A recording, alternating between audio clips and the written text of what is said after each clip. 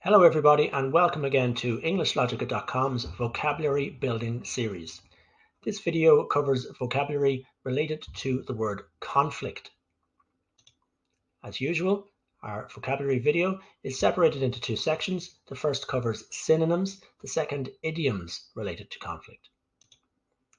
Let's get started with our synonyms.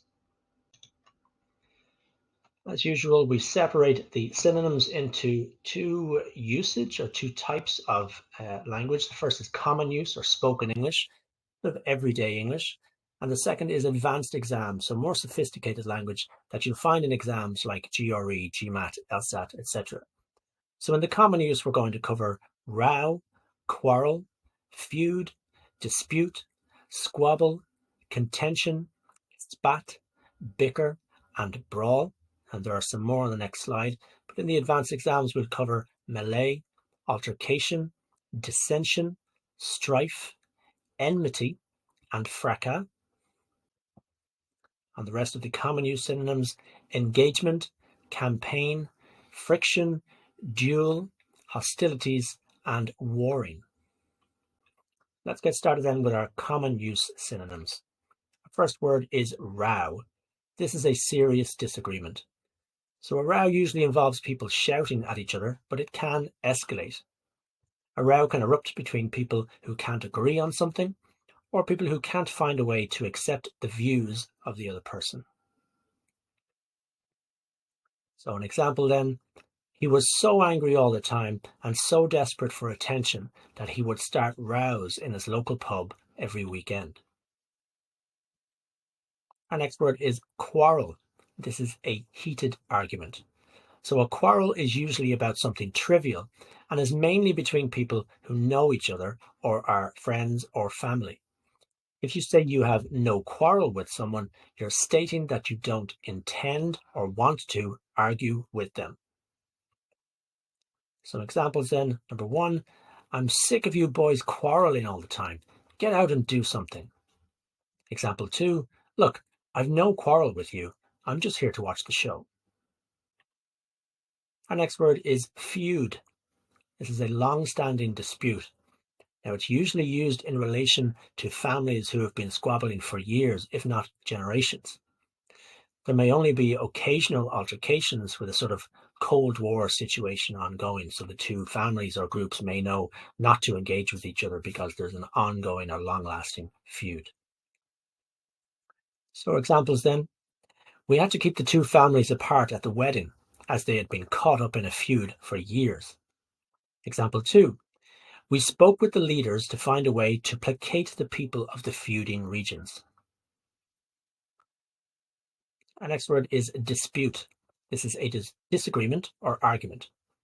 So a dispute has a certain longevity to it. Longevity means something that lasts a long time, more so than an argument.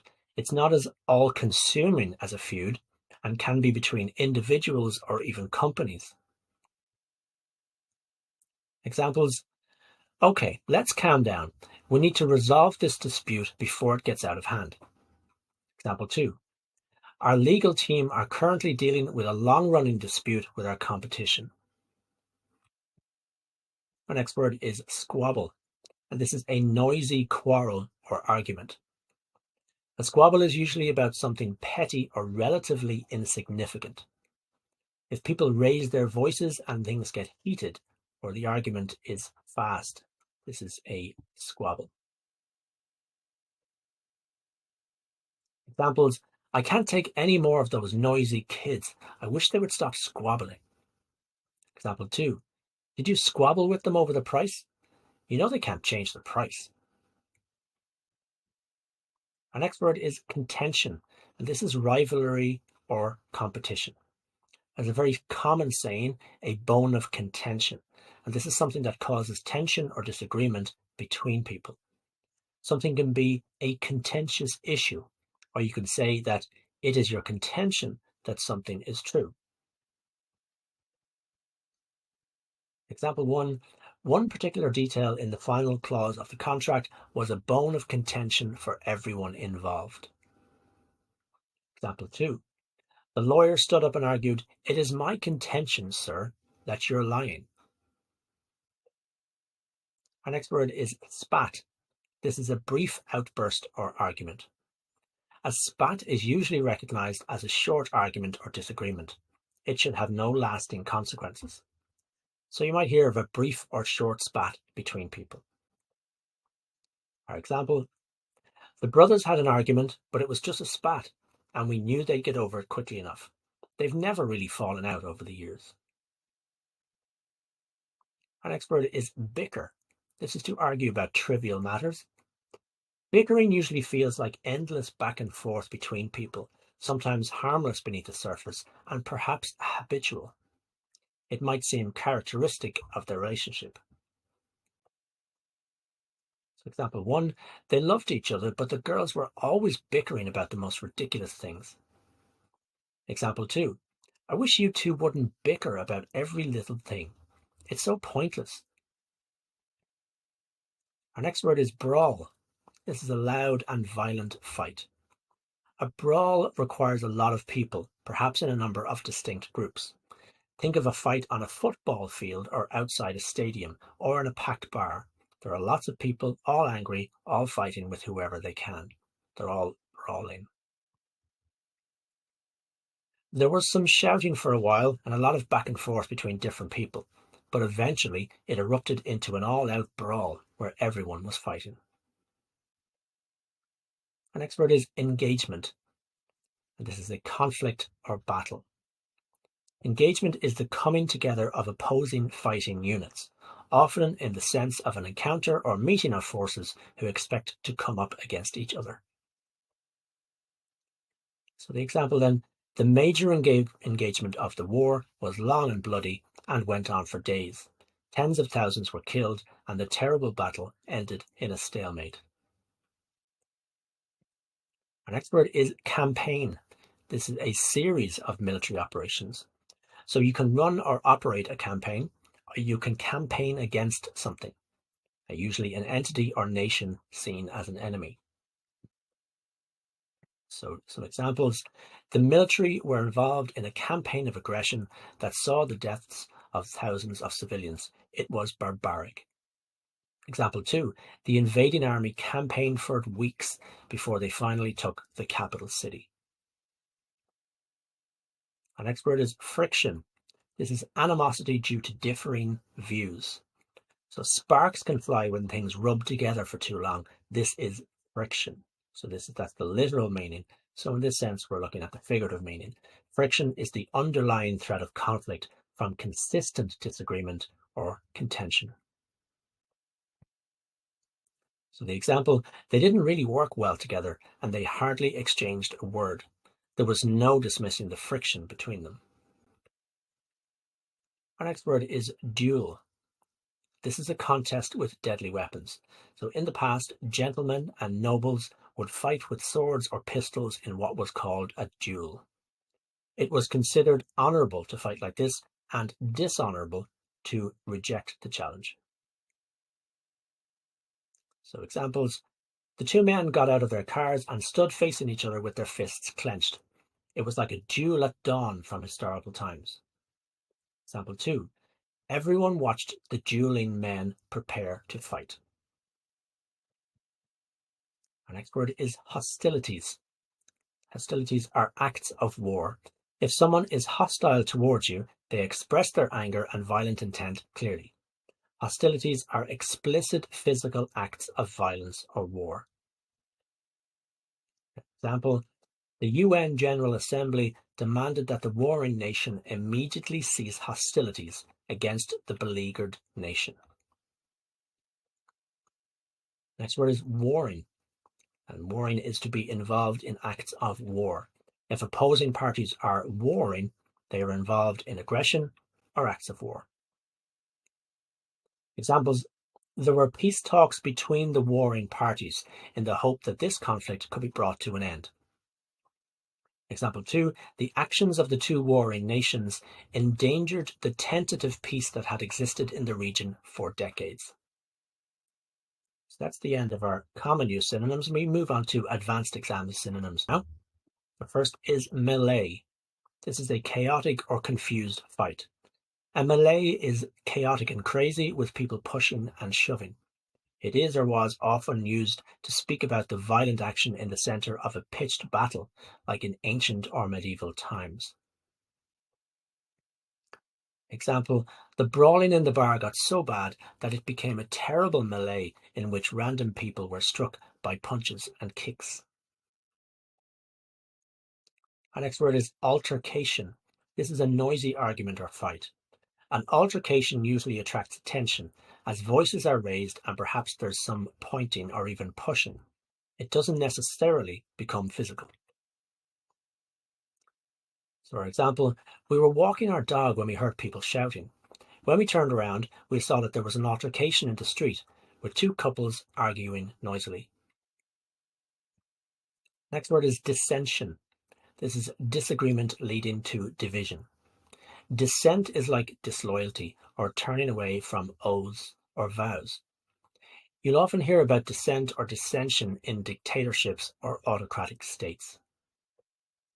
For examples, rumors came to the commander that there was dissension in the ranks, so he decided to do something to boost morale. Example 2. General, we need to root out the traitors, as there is talk of dissent among the troops. The next word is strife, and this is bitter disagreement about deep issues.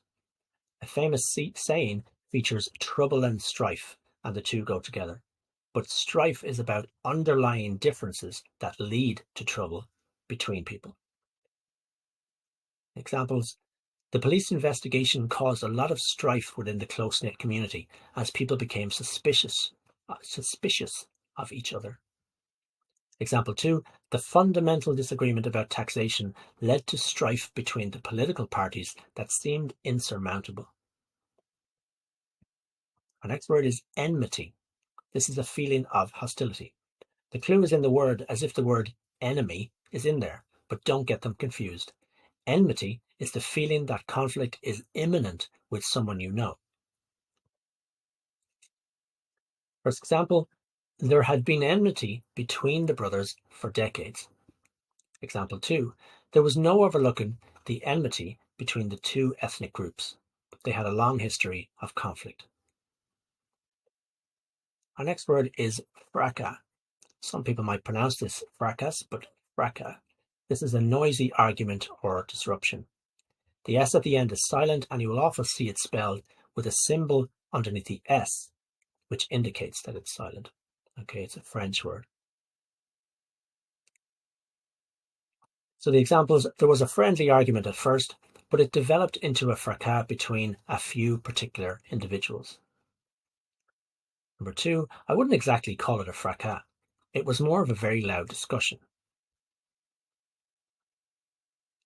And now just on our table here, which we always feature in these videos, these are the degrees of conflict.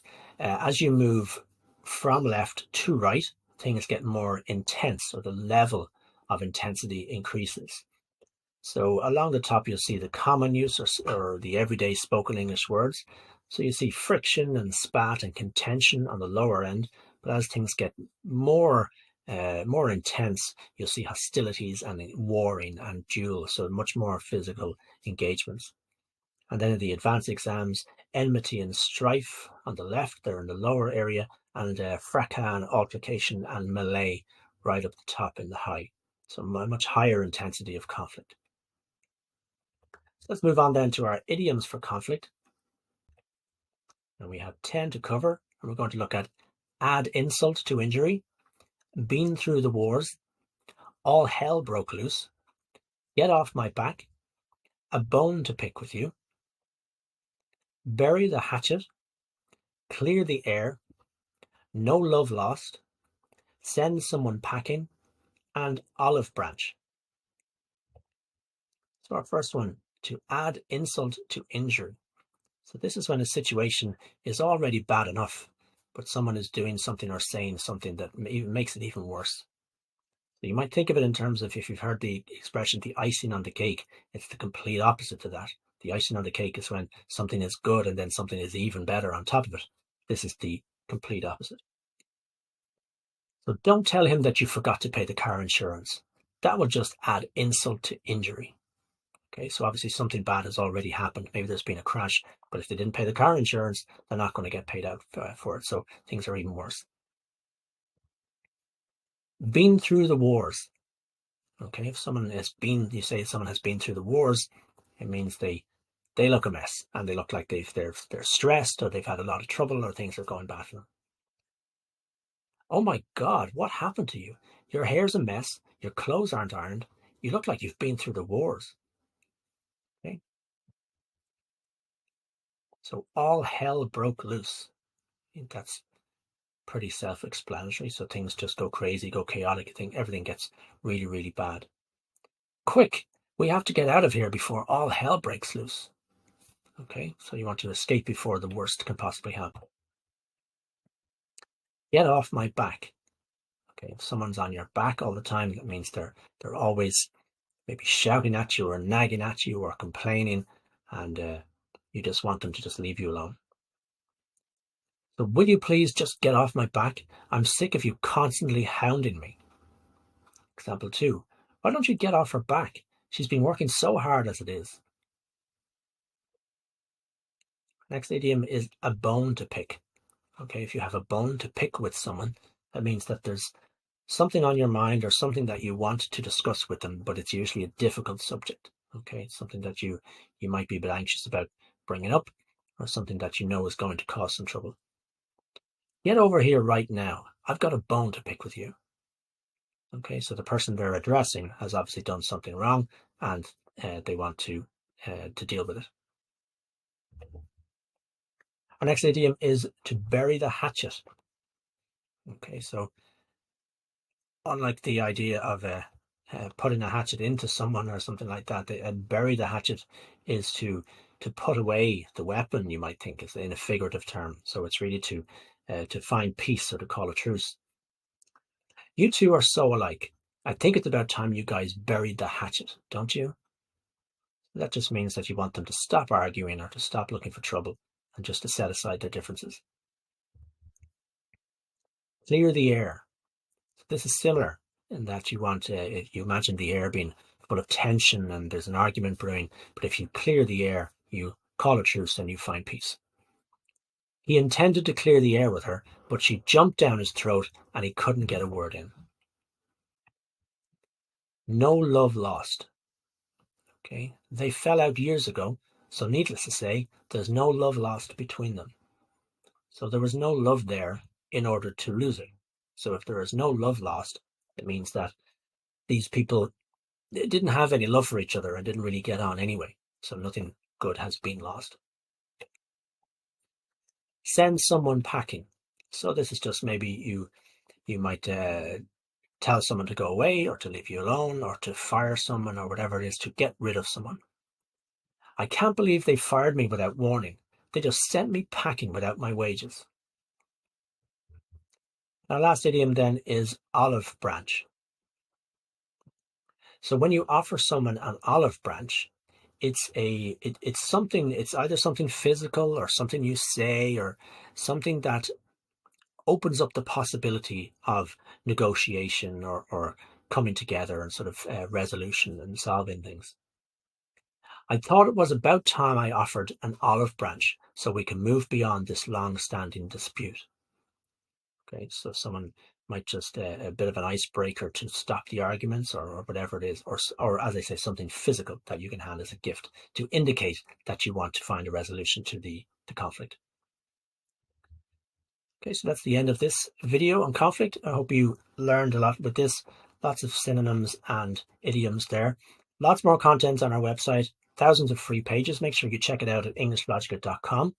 Thank you very much for joining us, and don't forget to like and subscribe, and feel free to share the video. And if you have any questions or anything you'd like addressed, please drop it in the comments here on YouTube, or contact us via our website or our social media. Take care. Thank you.